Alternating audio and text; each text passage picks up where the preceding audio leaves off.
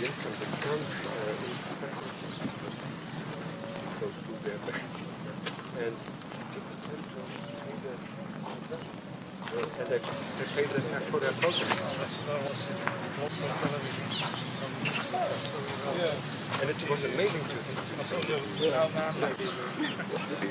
Just done with this team several studies about the use of direct democracy the exact place where the democracy was not only formed but also practiced. This whole area is different places where had its gatherings and making its political decisions. In the first level, the one up there, we have the period of the classical times, where we have the tribune of the speakers, and in front of it the altar of Zeus Vouleos. That is, we know that this is the Πνίks. This is the place of democracy. It's in a way an image that is used in many books. And we had a small theater in front with wood so that the people could study. Place where people usually were passing, they were not standing there and speaking to each other, communicating to each other. It was just a place that we have brief announcements, and people, they don't stay there as much as in the Greek Agora. After the 3rd century, the assembly of Demos moved to the theater of Dionysos, in the other side of Acropolis. Maybe you pass from there? And till the Roman times, we have the Ecclesia of Demos having its assemblies down there. Just glad to be here, and I'm glad that we have the second meeting, and I think that the program that George has set forth will be very productive for people who are here. We don't seem to go too much for numbers, but the quality of the presentations at the first were excellent, and I'm pretty sure they're going to be equally good or better this time. And there would be no better place to have it, seems to me, than Athens and in this place where democracy, or what we call direct democracy, actually began. And I like to say in Western culture, and I know some people here don't like that idea too much, but in my studies, anthropological studies, I know that there are many hunter-gatherer tribes that even preceded the Athenians, who had democracy, direct democracy as well. The Aborigines in Australia, Native Americans in America, but this certainly has the philosophy and the well expanded practices throughout the world stemming from the Athenian democracy, and it's a great place to be. So I thank George and all of our Greek hosts for all the work they did in bringing us together, and for everyone who has come. I'm sure that you will get a lot out of it. Thank you also. And I think that also Mr. Ziri Pollack, who is the editor of our newsletter, and it was originally his idea. His idea. Exactly. He is also one of our founding fathers of the Continuing International Congress. Please, Ziri. I have nothing much to say. I am just happy that this idea goes on, that what we started in Příbram has found continuation in Greece and hopefully in other countries later on. Thank you. Thank you very much. Mr. Sagi, who is a writer of a book of direct democracy, one of the first people who came here, who came in Příbram, in Prague, could say also a few words for us. First of all, I want to thank everybody here to come. It's a great place to spread the word and be acquainted with ideas, and this is the best place. Although it's sweating to come here, as sweating it is to make progress, but nevertheless we made it, climb to the hilltop, and wish you all success. It's a great honor and pleasure to be here. Many of you I met in Příbram, and I'm very glad to see that it is continuing from Jerry's work and Ted's work and your work, and I'm very honored and proud to be here. So thanks for having me. Appreciate it. And also Mr. Michel Arnaud also gave his sponsorship. Well, this is my first one, so I'm hoping I can learn a few things here as well as if anybody has any questions for me too to participate in this conference. Thank you also. And Mr. Heiko Dittmer from the Network of European Initiatives on Direct Democracy. And although the worldwide gathering we have now might be completely different from what I expect to be the place to work on in Europe, because we have things to move on and to work on very hard in Europe towards what is happening on a political dynamics at this point in time in Europe. We have to go step by step to realize things, and whether we come together, when we come together on the European, on the worldwide level, I have the impression it's just still exchanging ideas and starting thinking about the next 1,000 years and not about the next 10 years or the next 20 years. But I'm still very glad to be here. Thank you also. And finally, Mrs. Laton will give us a few details of this beginning of a more inspiring place to be. I do feel this is kind of a holy place. I remember coming here when I was 22 years old for the first time, never realizing that I would be here with a group of international people all concerned about democracy and promoting democracy. And I think that it's important to balance place as well as ideas, and get the inspiration from the place, I think is going to be very good for us. And I think the way the program's set up is it's set up in a very democratic fashion where everybody has a voice, everybody has a contribution to make. George has set it up with his co-organizers here so that we have lots of times in cafes and at dinners so we can extend our discussion. And in addition to learning from each other about what's going on in individual countries, I hope that we continue what we did in Pribram, where we also make connections and relationships in the informal settings that we're in, where we get collaborative projects going on, and we support each other in the endeavors that we have. So we have a time frame where we have presentations the first day to give reports from different countries, and then tomorrow we get some expertise from people who've actually done some hands-on project experience where we can learn more from there. And so I just hope the next few days are learning, sharing, and getting inspired and continuing this wonderful network that was started in the Czech Republic. Thank you very much, all of you. So I think that now we can have a small induration.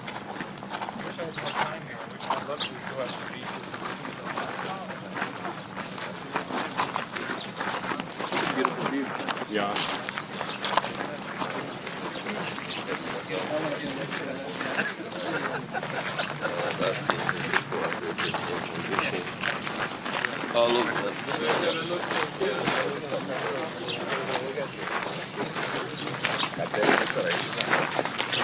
Cyber citizens, I wish to thank you on behalf of the Greek political, non-governmental, non-partisan organization called Forum for Citizens Democracy for coming in Greece in order to participate in our second International Congress on Direct Democracy. We hope that this place, having this climate almost the same as that of 2,500 years ago, is going to inspire all of us to think about all the subjects of our program necessary for establishing a worldwide direct democracy movement. As you know, this second International Congress on direct democracy worldwide. Many of you were present at the first International Congress, which took place in Pribram, a suburb of Prague in Czechia 2 years ago. It was decided there that this second Congress should take place here, as it influenced the social and political life of Athens and produced the mentality of the active citizen. This resulted in the view of Pericles, who said, if somebody does not wish to be busy with the city affairs, he has no value at all for the city life. Secondly, Solon introduced a council of 400 members whose role was to prepare the works for the popular assembly, the so-called Ecclesia of Demos. Later, Clisthenes, another legislator, at the end of the 6th century BC, changed the number of citizens belonging to this council to 500 persons. didn't pay attention to this, prepared them for the Ecclesia in order to have the best possible voting and laws for the city-state of Athens. By the way, the Vouli, the term Vouli, is actually the same name as the contemporary Vouli, the Parliament of Greece, meaning in our days Greek Parliament, which has an absolutely different role than this authentic Vouli of that era. This council's importance is colossal, as the first conscious, definite and datable political innovation in European history. It is the first concrete attempt to create the third force between the aristocracy and the masses of population, with the excellent influence we all know on the development of culture and everyday life. This example of a citizens' council, similar to today's parliaments, having not the role of decision-making, but the role of presenting different drafts of legislation before the public, who can and should vote, is exactly the model that the direct democratic political system can use to transfer power from the politicians to the citizens themselves. In such a case, we would have a transformation and upgrading of political parties who claim to be an intermediary between the people and their lawmaking, but rarely are. Instead, we need a body of concerned citizens to become disinterested movers of proposals for the voting referenda or of draft legislation. Thinking this way, according to the thoughts of Solon and Clisthenes, we may imagine the framework of the new status and structure of the future human societies, overcoming the existing political system of representative indirect democracy. We also need to emphasize the correct use and exploitation of the technological development for the function of such direct democracy systems. We think that the future political system of direct democracy should give the right to all people to participate without representatives in taking all the major decisions that concern us at all levels of our lives and in our work. So, how might that work? The changes that Solon and Clisthenes made offer inspiration and thinking about the re-establishment of the relative democratic institutions for our political systems, both in state and in global level. We can now have, after the turnover of the millennium, the goal of returning direct democracy to Athens, Greece and the whole world during the 21st century. And this goal can be achieved if we follow relative procedures when trying to solve the contemporary problems of the world and of the smaller places where we live, work and create. If we also decide to use institutions as the citizens' assemblies, comprised of citizen volunteers, functioning initially as direct democratic prefectural councils and subsequently coming together in regional, national, European and world level. At each of these levels, the assemblies will be manned on the basis of perpetual readiness and citizen rotation. The direct democratic functioning of the citizens' assemblies will be secured. First, through balloting sortition of volunteers as officials. Second, with the right to recall of officials. Third, with no provision for repeated participation in balloting by those who have exercised a particular office until such times as all interested fellow citizen volunteers have been deployed in that office. All citizens should be allowed to interact with this citizens group via the television and the internet. It should be polled to see what new ideas or alternations they may recommend. Speaking about observing and controlling the contemporary governmental powers, we can think of establishing, parallel to the power to the Ministry citizens' initiatives for governmental monitoring. Such initiatives will act as a shadow instrumentality, monitoring every branch of administration according to its division in separate ministries. All interested cities will be entitled to participate freely in these initiatives. Last but not least, we should demand in all our countries or federal states we live the institutionalization of referenda, which should be called either after the concentration of a suitable number of signatures or within the existing parliamentary system by parliamentarians being able to call a referendum through acquiring the backing of an absolute majority of them. but without any party discipline, on the only basis of their own and not their partisan conscience. Of course, we have to add the legislative initiatives by citizens that will make it possible for legislation to be voted on, or old laws to be nullified, if so desired, by an enlarged majority of citizens. Speaking about such proposal, we should face the problem of international issues, which cannot be faced within the framework of the legal system of each state, and about which there are no provisions in international law. For example, the worldwide pollution and ecological balance, or the correct use of the cultural heritage internationally, or even about the right of national sovereignty against the exercised powers of the globalization organizations such as NATO or other like forces. We think that this failure of international law in finding solutions to such problems should be redressed by the expressed will of the citizens of the world using the means of cyberspace and electronic referenda in order to avoid further damage of our global environment, unfair use of each country's national heritage, or even to protect the national sovereignty according to the common sense of global justice, instead of according to the wills of global corporations, financial speculation, or their international agencies. We think and propose for our Congress the longest day of the first year of the new millennium. Today is the longest day. We, the Second Congress of International Direct Democracy, pass during our works later a resolution calling for global electronic referenda on the above issues. We think that a few citizens of the world gathered in a place like this here, in Πνύκα, which is the cradle of democracy, may and should begin a historical process of establishing the electronic referenda as a means of protecting mankind from many of the evils it faces.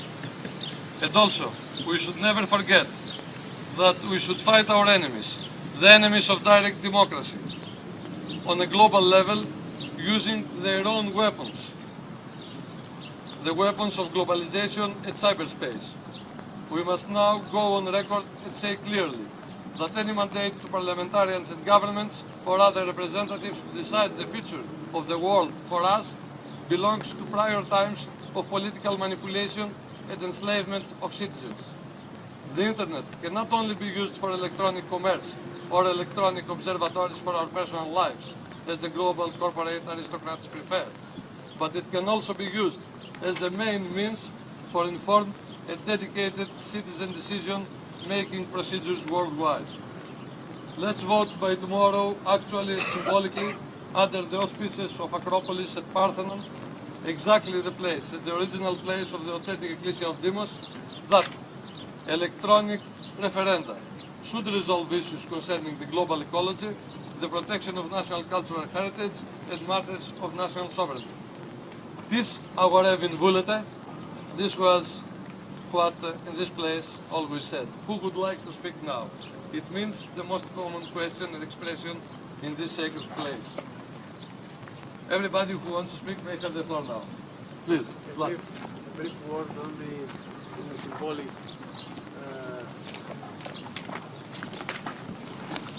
the act of democratic procedure. Dearest honorable guests, I welcome you in the name of my ancestors who formed the honor. Because I have a great speech to do, but because of the pleasure of speaking to you from such a stage. The way of me sharing in this Congress is a proposal of about a new way of mastering language, starting from the bottom of family up to society, in order to improve direct democracy in people's minds. But I will speak about this tomorrow. Thank you. Thank you to you. Anybody else? This αγορεύει βούλετε. Who would like to speak? I'm Please. I don't know about you, but You can have the floor. I would like to stand up here Of course. and to address. No, I intend to address, just say something about how I feel about being here. So why don't we all do it? I mean, here's an opportunity for each of us to stand here in the Ecclesias and address fellow citizens of the world about our feelings about why we're here. Just a short statement. Have the experience. 2,500 years ago, they were doing this in this very same spot with like-minded citizens. So why don't we all just say how we feel? Everyone just take a minute, 2 minutes, whatever you want, so we can get to know how we feel about this. I think it's a holy place. I personally feel spiritual about this. I think democracy and God go together. So, You go first. Yeah, no, I don't want to go first. Take the floor. by the way, the acoustics are great here. If you stand up there, it carries all the way down. It even enlarges your message, doesn't it? It does. Why don't you stand up there? I'm not standing up there because I feel more closer to me to stand at the same level. You are very tall. That's why I'm not standing up. I would only like to reply to Ted that it is a great honor to be here and to feel the true spirit of participation among friends that are so alive in this wonderful world to come. I have only a message of emotion, as you can hear now. I will be back later. Thank you. Thank you. Yeah, please. Ν.Ελ.Σ.Ε. I only hope the Greeks didn't have wool pants. The only thing I've heard from a lot of different people around the world is that the only government that's legitimate gives a voice to the people. And I think that that's maybe the message that we should try to convey to our governments who don't have a direct democracy type of system, that they really can't have a legitimate government unless they give people the right to direct their own laws. So, that's all I'll say. Anybody else? So, Ted. No.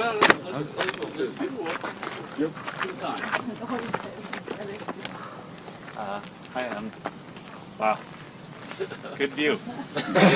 I'm very honored to be here. I think I'm probably the youngest one here, but and very honored to be able to share this these few days with so many people with so many great experiences. I guess I'm here to be able to really ensure that we're thinking not only about referenda and how citizens really impact decision making, but also to ensure that really good deliberation and informed discussion is connected to any kinds of referenda, any kinds of direct democracy, because that's what I really care about. And so that's just what I'm going to be pushing for in the next couple of days. So that's about it. Thank you.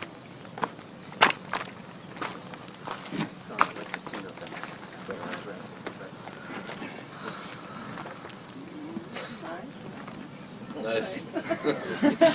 It's great being here in this place, and I would like to say something about Europe. This was the place of starting democracy in Europe. When we look today, what is happening, that about 60% of the laws in the different European countries, European Union countries, are already depending or coming from a European level where no democracy at all is used. So where are we going to? So it's 5 minutes before 12, 5 minutes before noon, to change things, at least in Europe, because Europe at this point in time is going away with the idea of democracy, if we don't react. And this is a very good point to react, starting from here. Thank you. Thanks. Thank you.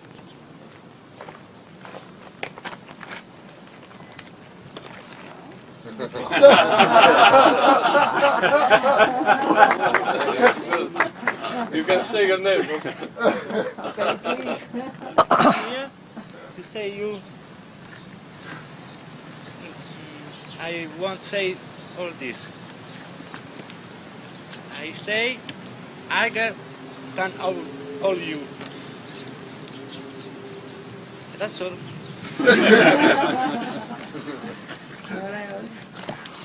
Could you please explain us glasses why were these stairs? Just a few words. What does it Yes, symbolize? actually this was a big monument that holds a statue of Zeus, and above it they were studying observers of the sky, they were so called, and they were looking always high to see if they have some straight sign happening, that is that one speaker or more did the hubris, they did something insulting for the laws of nature. And what about the stairs, the number of stairs? I don't know.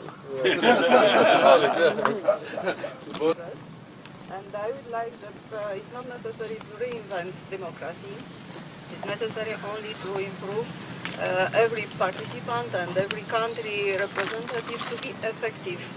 And I'm glad because it's necessary to come back every time on the fundamentals. Democratia is, how to say, the name comes from Greece, demos and kratos. And sometime and every time when we are in some difficult situation, it will be necessary to come back on the fundamental, to rethink and to have a new idea. And I think that for Europe and for the world, to create the framework to be effective democracy. And because of my field, informatics, I think that is a good idea to delete all barrier, inhibition and so on, for every person, for every people to express his own things about some important things according to democratic aspects. Thank you very much. And Angela, your name, everybody should know. My name? Yeah. It's Angela Ioniță from Romania. Welcome. So.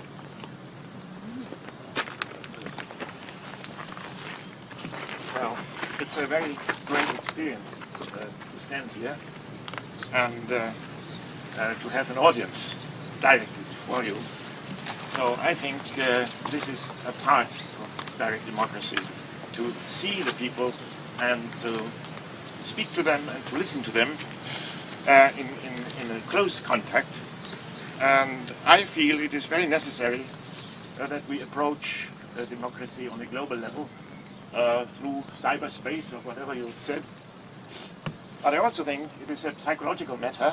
We must first of all practice democracy with our neighbors and in small groups, and especially in Europe, direct democracy means to establish people's activities in small places, in communities, to have initiatives there and to learn to discuss politics there.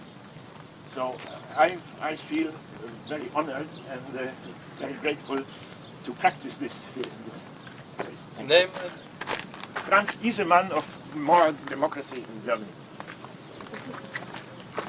Thank you. The name first. I am glad to be here and to take part in this conference. I am also happy that there are people from all over the world who are concerned about the issue of democracy and the crisis of democracy worldwide, and trying to find ways of empowering the people and having the people involved in the decision making. I am actually a member of what we call People's Congress, where we participate on the discussions and debates that will lead to formulating decisions, very major decisions. And in my experience, I have participated in formulating decisions regarding war, regarding peace, regarding passing laws that affect our daily lives. So I have an experience in that regard, and I hope that I will share it with you for the next 2 or 3 days.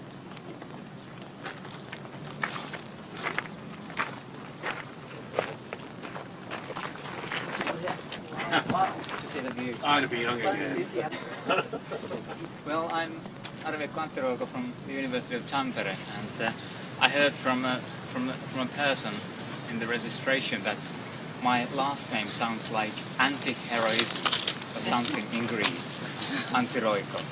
I don't know if that's true. In Greece, my name would be Aristoteles Antiroikolou or something like that.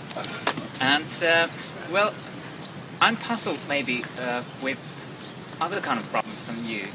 I'm puzzled with the conceptual problems of democracy in general and different forms of democracy.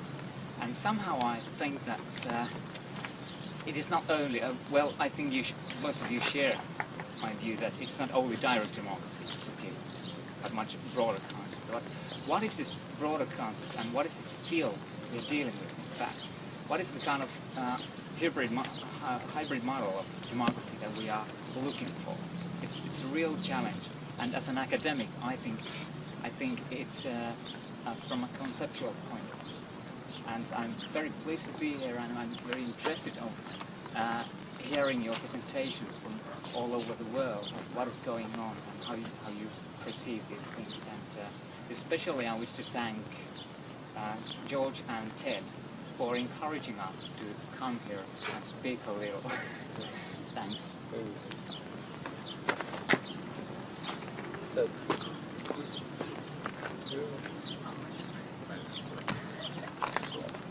I would like to say just it's amazing how the theory of groups is represented here in Greece. You are all members of a particular national group, particular language group, a particular religious affiliation, and so on. Yet we are all together here because I think we are most concerned about the future of human civilization. And when we talk about national sovereignty and other concepts like this, we should not forget about the fundamentals of theory and study fundamental theories, that if we understand those, we could be all together in spite of these differences of group membership, because we have one thing in common. We're all human beings, and we're all very concerned about the future of civilization. And I don't think we could think about it next 1,000 years. My time frame, as far as I'm concerned, is very short. As far as the time frame of the young generation is concerned, it's probably less than 50 years. Thank you. Name?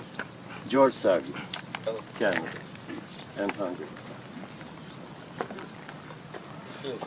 My name is Stavros Ioannidis, and I'd like to put just a question. How could we make the words, the theorems, fact? In that level, I am in your service. Thank you.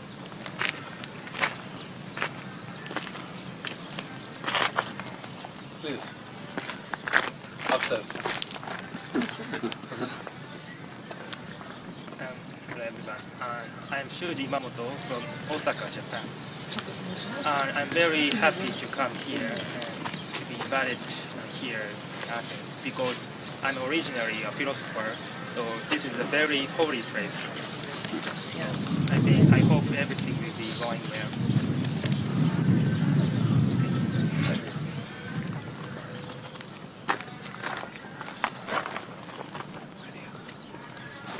I'd like to share the experience with you. Thank you, Ted, that you encouraged us to be part of this process. It's a great feeling. We have to encourage people to participate, and we have to do it on different levels, in different areas where we live. Europe has shown that it's very difficult to develop democratic structures till now, and we face a lot of problems, like the other activists, to implement democracy again on that level. And the task to organize it on global level is even a bigger challenge. But I'm glad that you started yet, and I hope that I can be a helpful part in the process. Who's Dane? States, well, actually, with the last Congress that we were at in Prague and Pribram, the whole issue that the people are the ultimate sovereign was a foreign concept to many people. In the United States, I think to some degree we take that for granted with our founding fathers and the fact that our country was founded by the people and the people are the ultimate sovereign. But in many nations that I've traveled to, like in Japan and many European countries, people don't really understand the concept that the people are the sovereign. The power derives from them. And that is something that we have to, that we should all work together to educate the people, that they are empowered, that the government comes from them. And I think that's the first challenge, and the first thing that we have to do is educate the people about what their rights are, that they are sovereign. And then after that, we have to work on what is the best form of government. I mean, is it pure direct democracy, as some people espouse? Is it a form of representative government with direct democracy as a check and balance? I mean, there are different visions of what democracy is, and we need to work toward that. So I just wanted to say that, and also say that I am very happy to be here, and I'm looking forward to hearing what everybody has to say. Thanks. Bye.